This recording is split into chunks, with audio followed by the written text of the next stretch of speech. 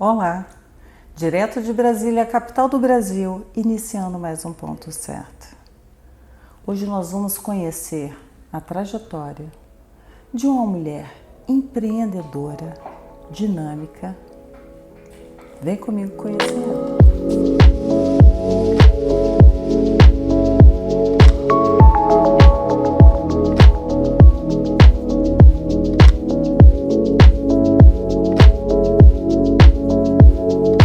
Nossa convidada de hoje é Ivonice Campos. É um prazer recebê-la no Ponto Certo, Ivonice. Estou muito feliz de estar aqui hoje, Érica, com você, e gostaríamos de conversar então sobre essa trajetória de empreendedorismo, mas sempre visando a prosperidade sustentável dos negócios, da vida, das nossas alianças estratégicas. E é isso que você vai nos contar aqui. Eu quero que você primeiro fale um pouquinho, né? Porque não é tão comum encontrar uma mulher com a dinâmica, uma trajetória como a sua. E quem nos assiste também pode se inspirar. Começa falando aí como foi que você iniciou a sua formação. Enfim, conta um pouco da sua história para nós. Eu comecei, por instrução, eu sou engenheira química.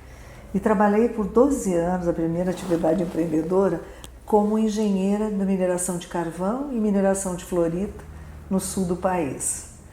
Recém-formada, com apenas 20 anos, cheguei lá e quando saí dessa atividade, ao ser convidada para entrar no setor elétrico brasileiro, eu já tinha conseguido colocar 32% de mulheres na atividade de mineração, no controle de qualidade, na manutenção, não só a manutenção mecânica, a manutenção elétrica. E eu mesma, naquele tempo, precisava capacitar essas jovens, porque não existia um curso de capacitação específico para jovens mulheres entrar num desafio tão importante, numa indústria de alto risco, não é? Mas elas se deram muito bem. E me fala, como é que você veio parar em Brasília?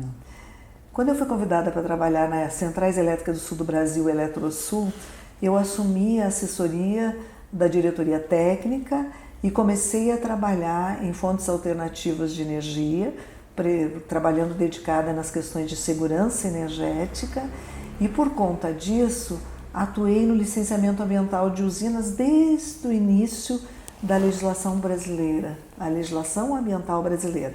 Por conta disso, fui convidada, então, pelo ministro de Minas e Energia para trabalhar aqui em Brasília, no Ministério, e negociar o licenciamento ambiental de todas as usinas brasileiras, térmicas, hidrelétricas, inclusive a usina nuclear de Angra dos Reis. Como é, Ivonice, chegar assim no mercado, né? Porque ao momento que tudo isso foi ocorrendo, é um desafio, porque uma mulher dentro do setor elétrico e assim dentro das esferas superiores desse setor, você deve ter enfrentado dificuldades. Eu gostaria que você falasse um pouquinho dessa sua trajetória e as dificuldades que você enfrentou para poder chegar à posição de destaque que hoje você tem dentro do cenário nacional. O desafio pelo gerenciamento feminino da causa do sistema elétrico nacional sempre foi grande, mas não me amedrontava, porque eu entendia que eu tinha que superar e que as dificuldades cada vez alimentavam mais o meu processo criativo e a vontade de empreender soluções sustentáveis em favor das menores tarifas de energia e cada vez mais a gente conseguir universalizar os serviços de energia elétrica no Brasil. Isso significa dizer, hoje o setor elétrico atende mais de 98% dos cidadãos brasileiros. Nós temos uma lista de cerca de 88 milhões de consumidores devidamente cadastrados. Quando a gente está falando de energia renovável, o Brasil realmente ele é uma potência nessa questão nossa, né, hidrelétrica, né, de conseguir produzir essa energia através dos nossos rios, e olha o tamanho do nosso país, que é continental. Então a gente está falando de potência mesmo. né, de uma máquina de uma grandeza enorme. De fato, a matriz elétrica brasileira é uma referência mundial. Mais de 83% da energia ela já é sustentável e a história brasileira na hidroeletricidade, que vem desde o início do século XIX, tá, foi surpreendente ao nível mundial. Tanto que Itaipu, como um empreendimento de referência em termos de obra de engenharia propriamente dita, e uma obra binacional, ela inspirou inclusive 3 gargantas da China, uma fantástica, imensa usina, tá? E nós temos exemplos de experiências bem-sucedidas de hidrelétrica, como a hidrelétrica de Tucuruí, que é a maior geradora de energia em território nacional, não é? E a partir daí, ainda nos idos de 1994, tá? Já no Ministério de Minas e Energia, nós criamos o Fórum Permanente de Energias Renováveis. E nós não tínhamos um mercado privado, digamos, para empreender as energias renováveis. E este fórum, então, foi muito interessante porque ele abriu uma aliança estratégica, governo e iniciativa privada, onde a gente fomentava a entrada das novas tecnologias, como alimentando, claro, sempre as pequenas centrais hidroenergéticas, mas o setor eólico, o setor solar, o setor de biocombustíveis, inclusive o programa de biodiesel foi escrito naquele momento, o programa de células de combustível, que são tecnologias inovadoras que ainda nem entrou no Brasil, para substituir, vem depois dos veículos híbridos, os veículos a célula de combustível, porque no Brasil nós já temos um sistema muito competente da distribuição de álcool nos postos de combustível. Então o Brasil tem tecnologias que estão evoluindo em competitividade. Naquele tempo ainda, nós também criamos centros nacionais de referência, inclusive em hidrogênio na Unicamp, que hoje é um elemento de transição energética fantástico ao nível mundial e que o Brasil pretende, a partir das usinas eólicas offshore, em todo o litoral, com sua potencialidade gigante, empreender para poder exportar energia. E o Ministério de Minas e Energia hoje já tem como pauta também a exportação de energia. Eu gosto tanto, Ivanice, quando a gente pode falar dessa tecnologia que o Brasil tem e a grandeza da potência que ele tem. Porque nós, como brasileiros, no dia a dia a gente se esquece. Se esquece dessa inovação, dessa capacidade que o brasileiro tem em não só produzir a sua tecnologia intelectual, mas também exportar para o mundo. E você fez parte desse caminhar dentro do sistema elétrico. Eu gostaria que você me falasse mais de projetos brasileiros para quem nos assiste ver a potência que nós somos. Realmente, o Brasil tem muito para mostrar. Hoje nós temos que nos empenhar mais para tornar o nosso sistema nacional ainda mais competitivo, para reduzir o custo do Brasil, exatamente na intenção de que as tarifas de energia, por exemplo, diminuam e que os nossos produtos fiquem ainda mais competitivos. Mas, de toda forma, os produtos e serviços brasileiros já são produzidos a partir de uma matriz elétrica extremamente limpa, não é? Referência mundial, então já sai com uma chancela made in Brasil e sustentabilidade praticamente automática, não é? Por conta desse background de sustentabilidade que o Brasil já oferece a partir da energia elétrica. Agora vamos passar para uma outra parte sua, né? Porque você é tão dinâmica, você faz tantas coisas que nós teríamos que fazer uns 10 programas para poder falar de todas as suas capacidades. É um prazer. Hoje nós vamos falar então um pouquinho mais dessa sua experiência, porque vamos começar pela sua experiência dentro da área pública, todas as políticas com que você tem trabalhado ao longo da sua vida e pelas áreas que você passou dentro do nosso sistema público, né? Federal, estadual, municipal. Eu tenho a felicidade de trabalhar também com políticas públicas e por conta disso eu sou uma das fundadoras da Associação Brasileira de Relações Institucionais e Governamentais, uma atividade econômica com mais de 92 habilitações pelo Ministério do Trabalho e pela CBO, E por conta disso, hoje estou no conselho da ABRIG, tá?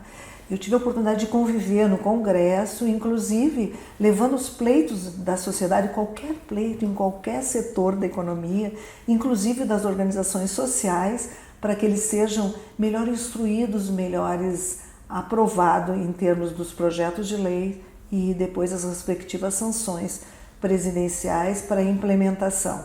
Além disso, eu participei também da formulação das agências reguladoras e, por excelência, a Agência Nacional de Energia Elétrica, ligado ao setor elétrico nacional, que foi uma das primeiras a serem implantadas, ela é também uma referência mundial em termos de qualidade de regulamentação.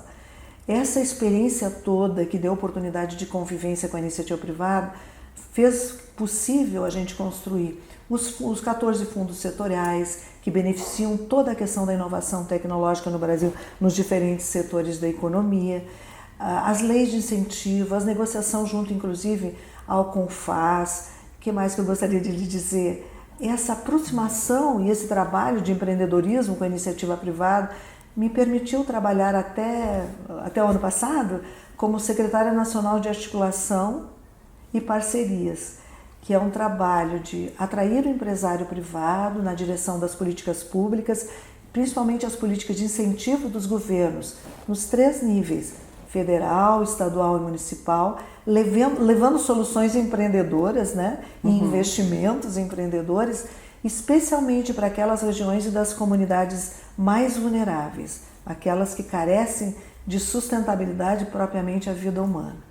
É uma experiência gratificante. Gratificante. E essa sua foi recente, né? Você trouxe vários projetos, né? E conseguiu desenvolvê-los, o que também é um grande feito. Conseguir desenvolver, porque às vezes a ideia ela tá fantástica e, assim, eu também trabalho na área pública e sei que muitas vezes a gente tem uma dificuldade para poder dar continuidade, principalmente se tem mudança de governo.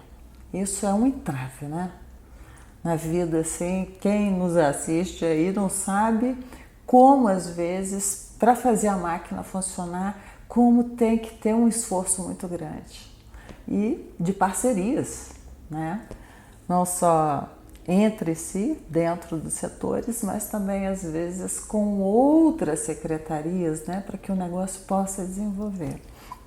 Agora eu gostaria que você falasse um pouquinho mais como estão os projetos dentro do conselho que você preside da Mulher Empreendedora. Vamos falar aí um pouquinho disso, porque essa daí eu acho que é a cereja do bolo. Eu diria sim que é uma facilidade falar do Conselho da Mulher Empresária da Associação Comercial do Distrito Federal, porque é um trabalho muito lindo que a gente faz com aquelas empreendedoras em geral, aquelas que já são empresárias e também aquelas que nós estamos fomentando, cativando e viabilizando para que formalizem o seu negócio. Todas as mulheres, ao administrar a sua vida, a sua casa, a sua família, mostram a sua competência empreendedora já. E por conta disso, basta descobrir a vocação dessa mulher e ela consegue transformar essa vocação no empreendedorismo, quer dizer, no seu negócio empreendedor. E só acredito que vai ser sustentável na medida que a gente descobre a vocação dela para que seja devidamente potencializada. Assim nós vamos ter uma duração muito maior do negócio. No Conselho da Mulher, o que nós procuramos fazer? Nós fazemos uma ação coletiva de associativismo, implementamos projetos em conjunto.